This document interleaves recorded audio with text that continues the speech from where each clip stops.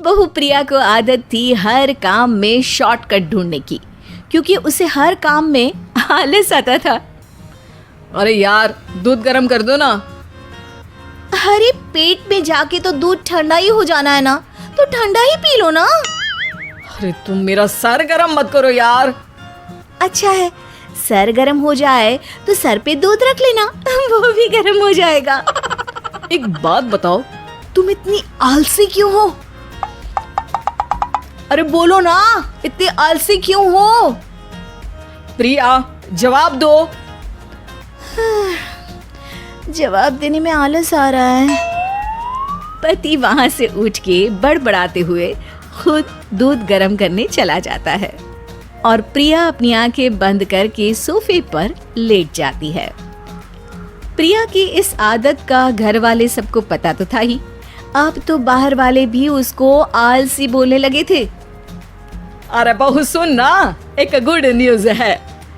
क्या माँ जी, आप सब कुछ मेरे नाम करने वाली हैं क्या? अरे बस तेरा दिमाग पैसों में ही लगा रहता है।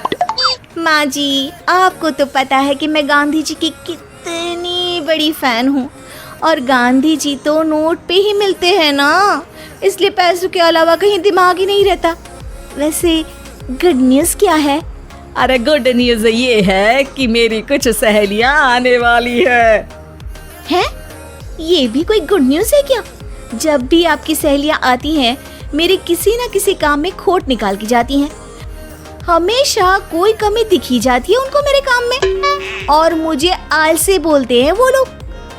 अरे तो ऐसा समझ कि आज तेरे पास मौका है उनकी नजरों में अच्छा इम्प्रेशन जमाने का। कैसे कैसे?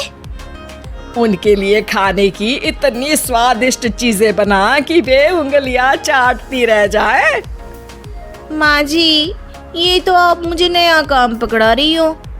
अरे मेरी सहेलियों से तारीफ पानी है कि नहीं? हाँ, पानी तो है। तो बस जाओ, बन जाओ बावर्ची, लगाओ तड़का, कल शाम को आएंगी वो। अगले दिन सास सुबह से घर के बाहर अपनी सहेलियों के पास चली जाती है, और शाम को सब प्रिया के हाथ का खाना खाने घर आते हैं। आज देखते हैं कि प्रिया बनाती क्या है।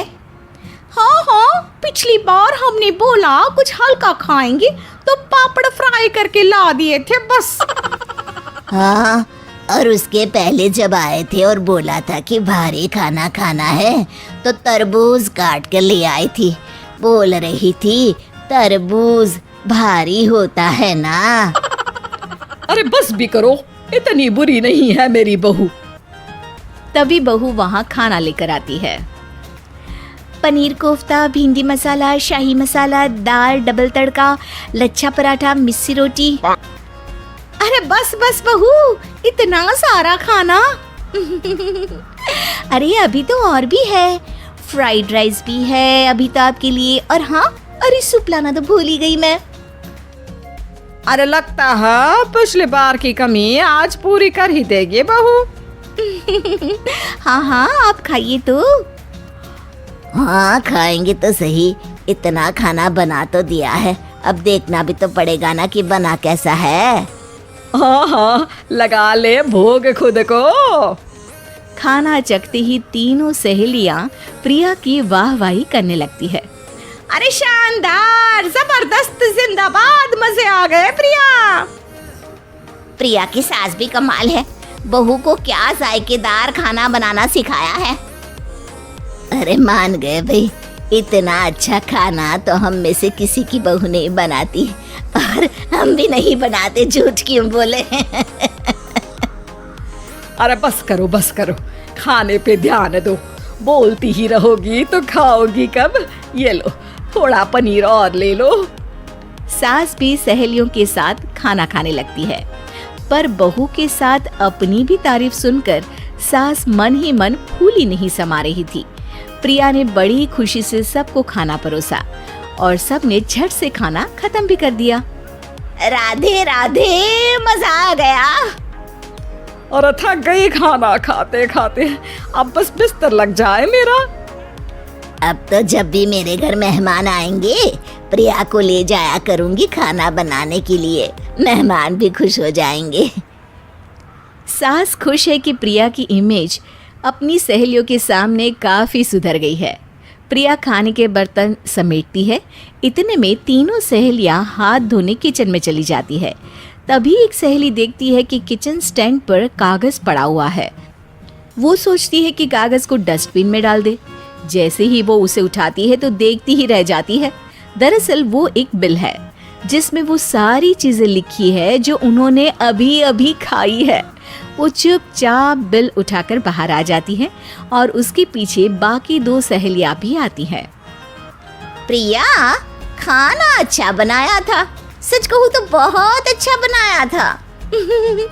थैंक यू, बहुत अच्छा लगा सुन के। हाँ, पर जिसने बनाया वो इतनी तारीफ सुनता तो उसे और भी अच्छा लगता। क्या मतलब? ये बिल देखो, तुम्हारी बहू ने ऑनलाइन ऑर्डर किया था खाना। अरे तारीख तो आज की ही है ना? हाँ, आज की ही है। प्रिया, ये सब सही है क्या? प्रिया अपना सर झुका लेती है। सास सब समझ जाती है कि बहू की चोरी पकड़ी गई है। इतना भी आलस अच्छा नहीं प्रिया। अरे बता ही देती कि बाहर का खाना है, मैं बाहर का खाना खाती नहीं हूँ। तीनों सहेलियां वहां से जा रही होती है कि तभी उनमें से एक मुड़कर कहती है, अब ये तो बताओ कि खाने की रेटिंग बहू को दे या डिलीवर करने वाले को। प्रिया समझ जाती है कि शॉर्टकट लेने की वजह से उसके साथ सास को भी ये बेइज्जती झेलनी पड़ी और वो कसम खाती है कि अब से शॉर्टकट से नहीं, मेहनत से काम करेगी।